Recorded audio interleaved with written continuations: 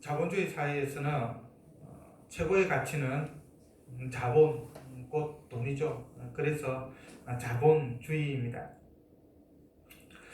자본주의 사회에서 사람들의 최고 목표는 그래서 바로 돈을 버는 것, 더 많은 돈을 버는 것이 되는 것이죠.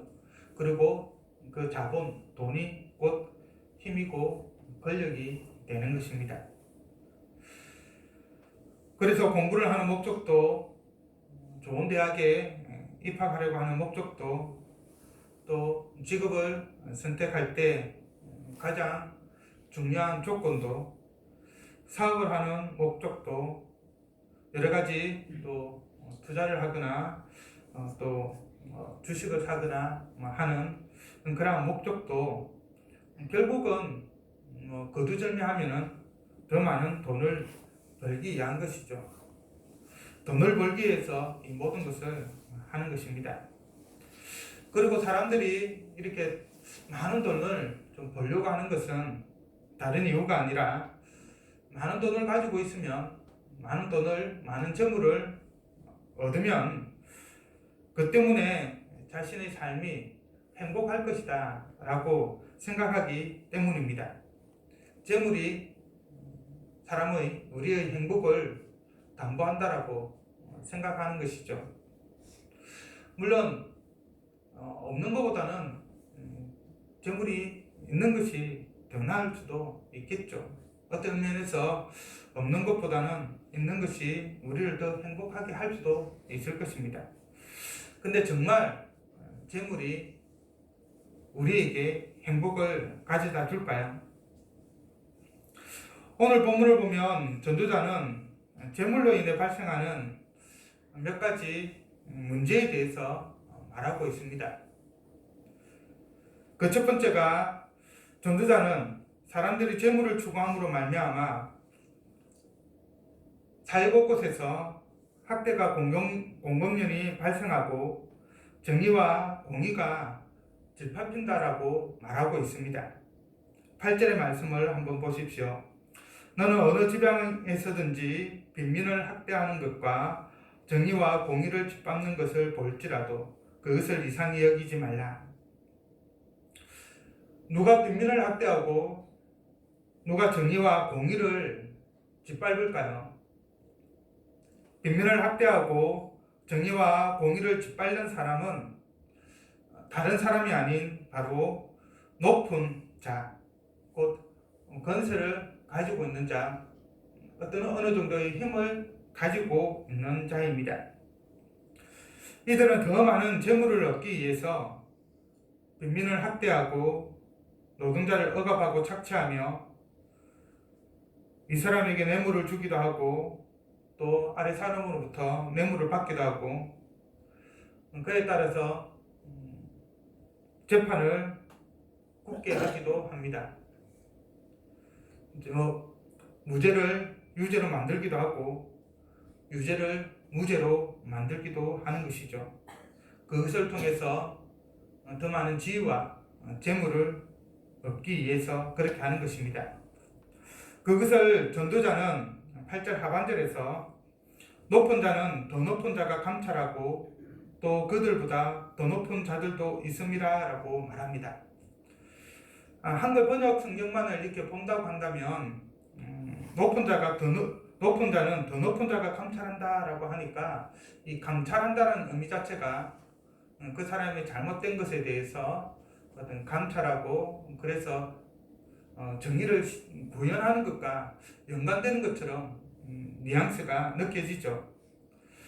그런데 여기에서 말하는 감찰하다라고 하는 이 말은 히브리어 원어로 보면은 지키다, 보호하다 또는 돌봐주다 라고 하는 뜻을 가지고 있습니다.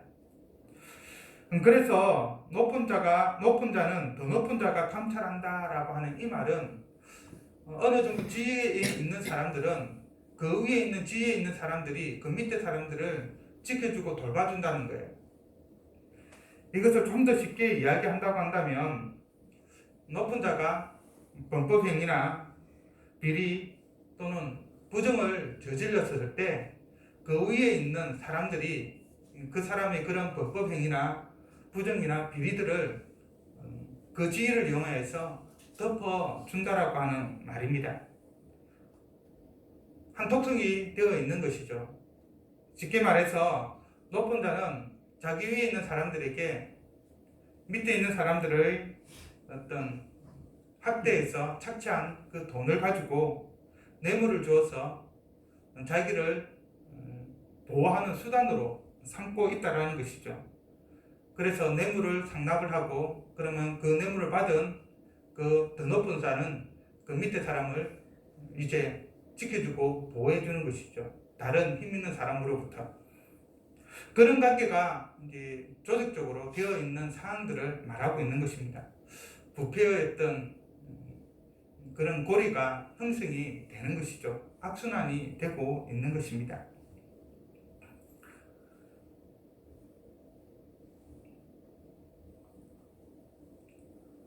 이러한 관계 가운데에서는 빈민은 학대를 당하고 정의와 공의가 실현되는 것은 거의 불가능하겠죠. 그런데 문제는 우리가 이러한 일들을 일상다반사로 경험하고 있다는 사실입니다. 이런 일은 정상적인 것은 아니죠. 높은 자가 그 지위를 가진 가장 큰 이유는 가난한 자를 돌보고 힘없는 자를 위하여서 정의와 공의를 세워야 하는 것입니다. 바로 그것을 위해서 그가 권세를 가지고 있는 것이죠. 악을 징벌하고 선을 건장하고 정의와 공의를 세우는 것이 권세를 가진 자가 해야 할 일입니다. 10절의 말씀처럼 땅의 소산물은 모든 사람을 위하여 있고 왕도 밭의 소산을 받기 때문입니다. 평등한 것이죠.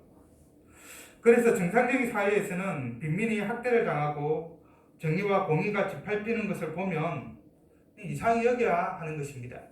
제대로 된 사회라고 하면 왜 이런 일이 일어나는가 라고 하면서 어떻게 보면 일어나야 하는 것이죠. 하지만 재물을 최고의 가치로 생각하는 사회에서는 이러한 일들이 결코 이상한 현상이 아닙니다. 왜냐하면 너무나도 빈번하게 일어나고 있기 때문에 재물이 최고의 목적이기 때문에 재물을 얻기 위해서는 수단과 방법을 가리지 않기 때문에 이러한 일들이 비일비재하게 일어나는 것입니다. 지금 우리 사회를 한번 돌아보십시오. 자본주의 사회 자체가 어떻게 보면 그런 위험성을 언제나 안고 있는 사회라고 말할 수 있을 것입니다. 그런데 성경은 우리에게 재물을 최고의 가치로 두지 말라라고 분명하게 말씀하고 있죠. 예수님은 마태복음 6장 24절에서 한 사람이 두 주인을 섬기지 못할 것이니 혹 이를 미워하고 저를 사랑하거나 혹 이를 중히 여기고 저를 경히 여김이라. 너희가 하나님과 재물을 겸하여 섬기지 못하느니라 라고 말씀하셨습니다. 사도 바울 역시 디모데전서 6장 10절에서 돈을 사랑함이 일만악의 뿌리가 된다라고 말하고 있습니다. 우리는 거룩하신 하나님, 정의와 공의의 하나님을 섬기는 자들이죠. 그런 하나님을 믿는 자들입니다. 그런 하나님을 믿는다는 것은 우리가 이 땅에서 거룩하게 살아가야 되고 공의와 정의를 실현해야 한다는 의미이기도 합니다. 그렇기 때문에 우리는 이 땅을 살아가는 동안에 돈의 최고의 가치를 두고 살아가서는 안 되는 것이죠. 비록 우리가 자본주의 사회에 몸담고 있고 이 자본주의 사회가 기본적으로 돈을 최고의 가치로 간주하고 있다 할지라도 우리는 거기에 동조해서는 안 되는 것입니다. 돈을 목적으로 우리의 삶을 살아가서는 안 됩니다. 일만하게 뿌리가 되는 돈을 사랑해서는 안 되는 것입니다. 오직 거룩하신 하나님, 정의와 공의의 하나님만을 섬기고 하나님을 목적으로 살아가야 하는 것이죠. 그것은 곧 거룩하고 선하고 공의롭고 정의로운 삶을 말합니다. 바로 그럴 때 돈으로 말미암아 발생하는 여러 문제들이 우리 안에서 근본적으로 사라지게 될 것입니다. 둘째로 전도자는 재물이 우리에게 만족을 주지 못한다라고 말합니다. 사람들이 재물을 추구하는 이유는 재물이 곧 돈이죠. 이것이 행복을 줄 것이라고 생각하기 때문입니다. 하지만 전도자는 10절에서 은을 사랑하는 자는 은으로 만족하지 못하고 풍요를 사랑하는 자는 소득으로 만족하지 아니하나니 이것도 헛되도다라고 말하고 있습니다. 잠언 30장 15절에서 16절에 보면 이런 말씀이 있습니다. 이런 잠언이 있는데요. 거머리에게는 두 딸이 있어 다오다오 하느니라. 족한 줄을 알지 못하여 족하다 하지 아니하는 것 서너시 있나니 곧 서울과 아이 베지 못하는 태와 물로 채울 수 없는 땅과 족하다 하지 아니하는 불이니라 라고 말하고 있는데요. 이런 것들은 결코 만족함을 모르죠. 서울은 끝없는 구덩이를 이야기하는데 아무리 많은 것을 집어넣어도 채울 수가 없습니다. 아이 베지 못한 태는 아이를 갖기 원하는 그 욕망을 간접적으로 보여주고 있죠. 물로 채울 수 없는 땅은 끊임없이 물을 붓더라도 물로 채워지지가 않습니다. 그리고 불은 모든 것을 다 태워야지만이 꺼지죠. 만족하지 못한다라고 하는 그런 점에서 본다면 재물에 대한 인간의 욕심도 이와 다를 바가 없습니다. 아무리 많은 재물을 가지고 있어도 족한 줄을 모르는 것이죠. 더 많이 끊임없이 원하는 것이 재물에 대한 인간의 일반적인 마음입니다. 이 정도면 만족하겠지. 이 정도면 만족하겠지. 뒤돌아서고 나면 후회하는 것이 인간의 마음입니다. 그리고 이렇게 재물을 끊임없이 원하는 것은 어떻게 보면 재물을 통해 행복을 얻으려고 하는 그런 인간의 심리가 저변에 깔려있기 때문인 것이죠. 그런데 재물은 결코 우리에게 행복을 주지 못합니다. 재물이 우리에게 진정한 행복을 주지 못하기 때문에 오히려 그 역설적으로 재물을 통해서 행복을 얻고자 하는 그러한 인간은 아무리 재물이 많다 하더라도 결코 만족하지 못하는 것이죠. 이 재물이 우리에게 행복을 주지 못하기 때문에 아무리 많이 있더라도 사람들이 만족하지 못하는 것입니다. 재물을 통해 행복을 누려야 하는데 재물은 행복을 주지 못하기 때문에 아무리 많이 있어도 만족하지 못하는 것이 바로 재물인 것입니다. 그리고 전도자는 구체적으로 그 이유를 두 가지로 들고 있습니다. 하나는 11절에 나와 있는데요. 재산이 많아지면 먹는 자들도 많아지나니 그 소유주들은 눈으로 보는 것 외에 무엇이 유익하랴. 이 말은 재산이 많아지면 그에 덩달아 지출도 늘어난다라는 말입니다. 이에 대해 시드니 그레이다누스라고 하는 신학자는 다음과 같이 기록하고 있습니다. 사람들이 부자가 되면 집을 청소하는 가정부가 필요하고 잔디를 손질하는 정원사가 필요하며 아이들을 돌봐주는 유모가 필요하고 운전을 해주는 기사가 필요하며 장부를 정리하는 회계사가 필요하고 돈을 맡아 투자하는 중개인이 필요하고 자신과 가족을 보호하는 경호원이 필요하다. 소유주는 단지 다른 사람들이 자신의 재물을 소비하는 광경을 지켜볼 뿐이다. 쉽게 이야기해서 자기가 여러 가지 수고를 통하여서 많이 벌어들인 것을 자기 자신을 위해서 사용되어지는 것이 아니라 간접적으로 보면 자기를 위한 것이긴 하겠지만 다른 사람들을 위해서 또 다 사용되어진다는 것입니다. 바로 가정부를 위해서, 정원사를 위해서, 유모를 위해서, 또는 운전기사를 위해서, 회계사를 위해서, 중개인을 위해서, 병원을 위해서 그 돈들이 다 사용되어진다는 것이죠. 정작 자기 자신을 위해서 사용되어지는 부분은 상대적으로 적은 것입니다.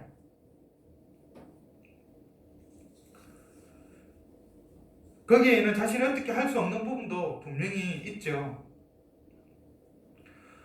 돈을 쓰고 싶지 않아도 상황이 그것을 허락지 않습니다. 재산이 많아질수록 혼자서는 그것을 관리 감독할 수가 없습니다. 그래서 다른 사람을 도와야 하는 것이고 지출은 늘어나게 되어 있는 것이죠.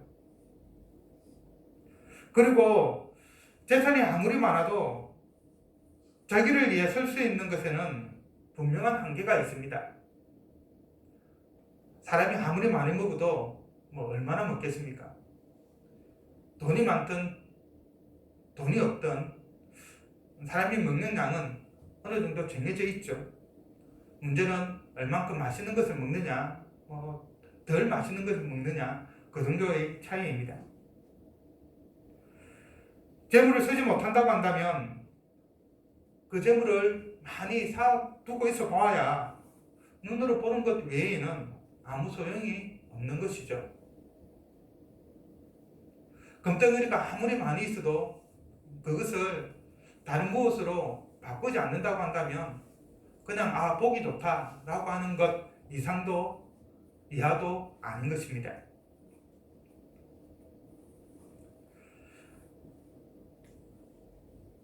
두 번째 이유를 12절에 기록하고 있습니다. 노동자는 먹는 것이 많든지 적든지 잠을 달게 자거니와 부자는 그 부요함 때문에 자지 못하느니라. 행복을 위해서 재물을 모았지만 재물은 행복을 주기는커녕 오히려 근심과 걱정을 준다는 말입니다. 없는 자는 적어도 재물 때문에 걱정하는 일은 없겠죠.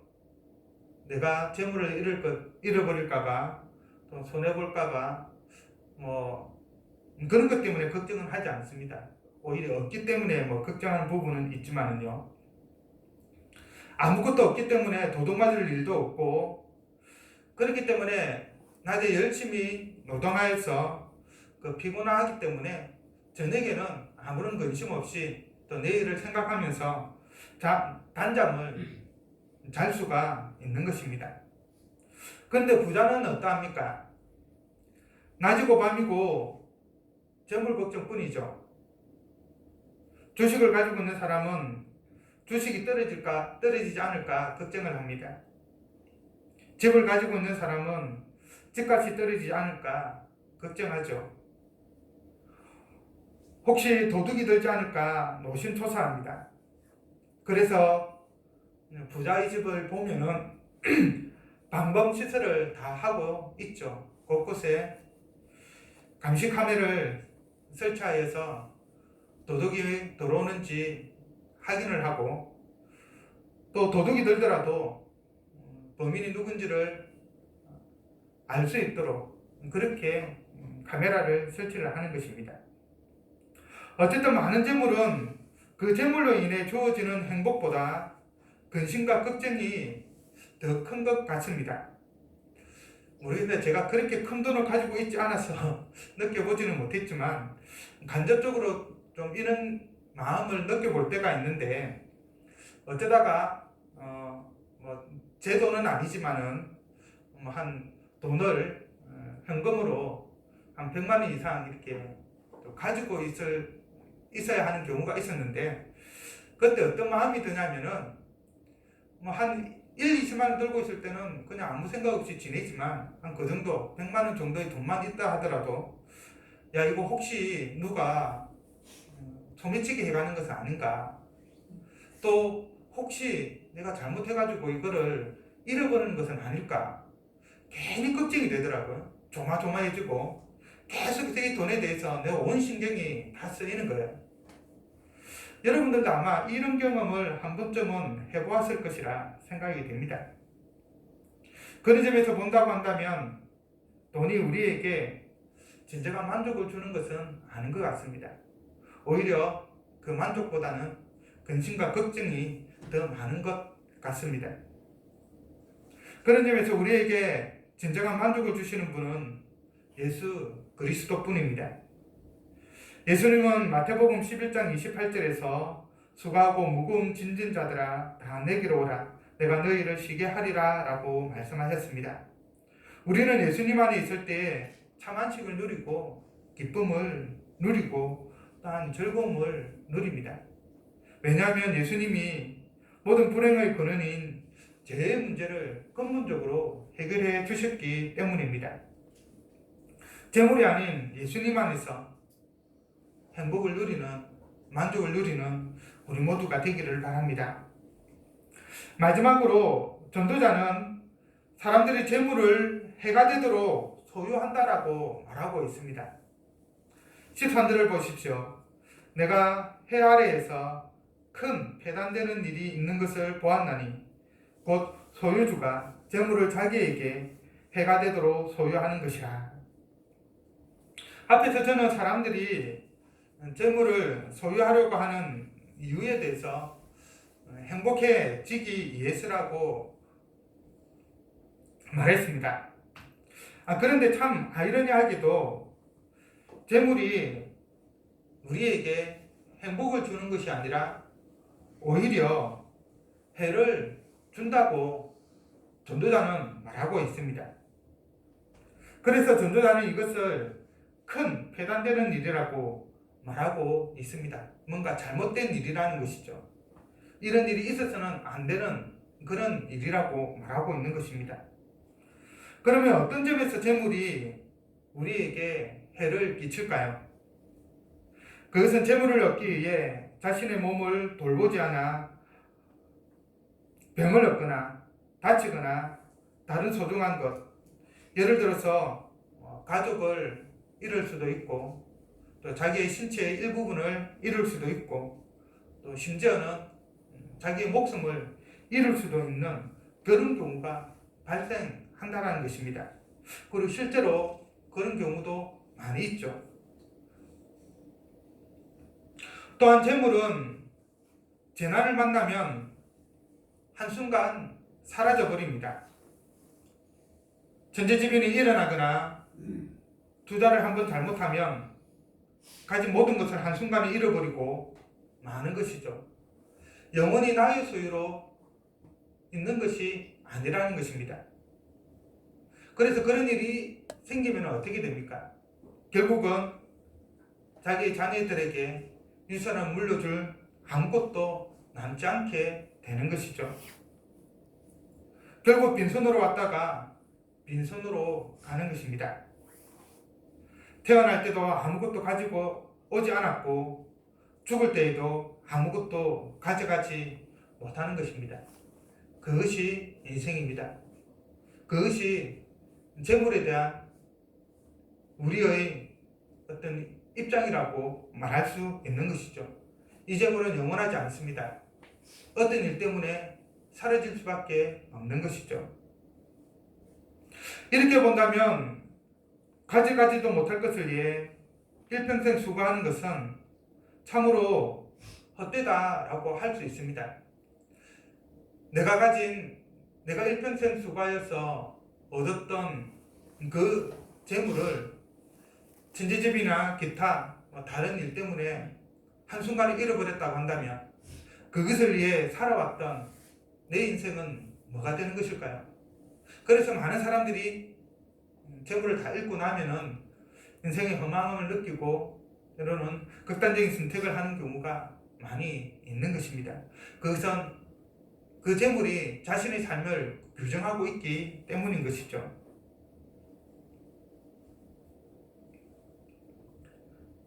모든 것이 사라져버릴 때 그것은 우리에게 아무런 유익도 주지 못합니다.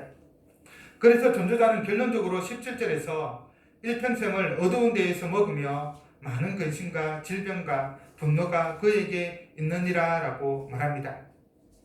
재물이 행복을 줄 것이라고 생각하고 평생을 더 많은 재물을 얻기 위해 살았지만 그의 삶 자체는 매우 비참했다라는 말입니다. 재물로 인해 근심이 넘쳐났고 또 재물을 얻기 위해서 몸에는 병을 얻었고 그리고 너무나도 원하였던 많은 것들을 이루지 못함으로 인하여서 자신이 계획했던 모든 것들이 좌절됨으로 인하여서 분노에 휩싸였다는 말입니다. 재물이 행복을 줄 것이라고 생각하고 살아가는 사람들의 말로가 바로 이러합니다. 그러면 우리는 어떻게 살아야 할까요? 이에 대해 전도자는 18절에서 20절에서 분명하게 우리에게 말해주고 있습니다. 조금 길긴 하지만 제가 읽어드리겠습니다. 사람이 하나님께서 그에게 주신 바 그 일평생에 먹고 마시며 해 아래에서 하는 모든 수고 중에서 낙을 보는 것이 선하고 아름다움을 내가 보았나니 그것이 그의 몫이로다. 또한 어떤 사람에게든지 하나님이 재물과 부요를 그에게 주사 능히 누리게 하시며 제 몫을 받아 수고함으로 즐거워하게 하신 것은 하나님의 선물이다. 그는 자기의 생명의 날을 깊이 생각하지 아니하리니 이는 하나님이 그의 마음에 기뻐하는 것으로 응답하심이니라. 재물 자체는 결코 악하지 않습니다. 우리가 재물에 대해서 어떤 마음을 가지고 있느냐에 따라 재물은 두 얼굴로 작용을 하죠.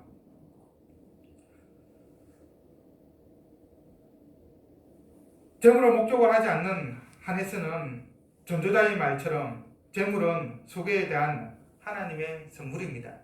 그렇기 때문에 우리는 그것을 가지고 우리의 인생의 낙을 누리고 또 우리의 인생을 즐기면 되는 것이죠. 그것이 하나님이 원하시는 것입니다. 하지만 재물을 목적으로 할 때 재물은 그 뒷면에 있는 그 본연의 모습을 드러내게 됩니다. 그럴 때 재물은 바로 모든 악의 뿌리가 되는 것이죠. 그래서 우리는 주어진 일에 최선을 다하고 그 얻는 것으로 낙을 누리고 즐거워해야 합니다. 더 많은 재물을 얻기 위한 그러한 삶을 살아가는 것이 아니라 하나님이 주신 것에 대해서 만족하고 또 그것을 잘 사용하는 것이 필요한 것이죠. 그것이 우리의 삶에 유익이 됩니다. 재물을 쫓는 삶은 우리를 행복으로 이끄는 것이 아니라 우리를 불행으로 이끌 뿐입니다. 어두운 데에서 먹고 많은 근심과 질병과 분노만 있을 뿐입니다. 하지만 하나님을 쫓는 삶은 인생에 만족과 기쁨과 행복이 있습니다. 왜냐하면 하나님이 우리의 마음에 기뻐하는 것으로 응답하여 주시기 때문입니다. 오늘은 이하로 한 가지 이야기로 오늘 설교를 마칠까 합니다. 아시는 분들도 있을 텐데요. 때로는 전도지의 이야기 내용으로 실리기도 하는 내용입니다. 법대 졸업반에 한 가난한 학생이 있었는데요. 그는 경제적으로 어려움을 겪고 있었기 때문에 졸업을 할 수 없는 그런 상황 가운데 있었습니다. 등록금을 내야지, 학비를 내야지 수업을 마치고 졸업을 할 수 있을 텐데 등록할 수 있는 돈이 없었던 것이죠. 그래서 고민하다가 예수님을 잘 믿는 부자 노인을 찾아가 도움을 청하기로 하였습니다. 왜냐하면 이 부자 노인은 이전에도 가난한 대학생에게 장학금을 무료로 준 적이 있었기 때문입니다. 그래서 이 노인에게 궁여지책으로 찾아가서 부탁하기로 한 것이죠. 그리고 그 부자 노인은 이 법대생의 청을 들어주기로 하였습니다. 학비를 대주기로 한 것이죠. 그러면서 다음과 같은 질문을 이 학생에게 하였습니다. 자네, 법대를 마치면 무엇을 하려는가? 청년이 대답합니다. 변호사가 되렵니다. 그리고 그 다음에 돈을 벌겠습니다. 그리고 그 다음에 집을 짓고 결혼을 해야지요. 그리고 그 다음에 자녀를 낳고 교육을 시켜야지요. 그리고 그 다음에 점점 늙어가겠지요. 그리고 그 다음에 법대생은 대답을 못하고 고개를 떨구고 맙니다. 왜냐하면 죽는 것 외에는 없는 것이죠. 그리고 그 죽음 외에는 자기 앞에 무엇이 기다릴 줄 몰랐기 때문입니다. 이때 부자 노인은 엄숙하게 입을 열어 그 법대생에게 말했습니다. 그 다음엔 죽음이고, 그 다음엔 하나님의 심판이 있고, 그 다음엔 예수님 안에서는 영원한 천국이고, 예수님 밖에는 영원한 지옥이 있네. 그런데 자네는 그걸 모르고 기껏 죽기 위해 공부하겠는가? 공부한다는 것이 의미 없다는 이야기는 아닙니다. 궁극적인 우리의 목적이 무엇인지 알아야 하는 것이죠. 우리가 공부하는 목적은, 우리가 살아가는 목적은 더 많은 재물을 얻어서 그것을 통해서 행복을 누리려는 것이 아니라 하나님 안에서 하나님이 주시는 행복을 누리는 것입니다. 재물에서 행복을 얻는 자들이 아니라 예수님 안에서 행복을 얻는 우리 모두가 되기를 간절히 바랍니다. 기도하겠습니다. 사랑하는 풍성하신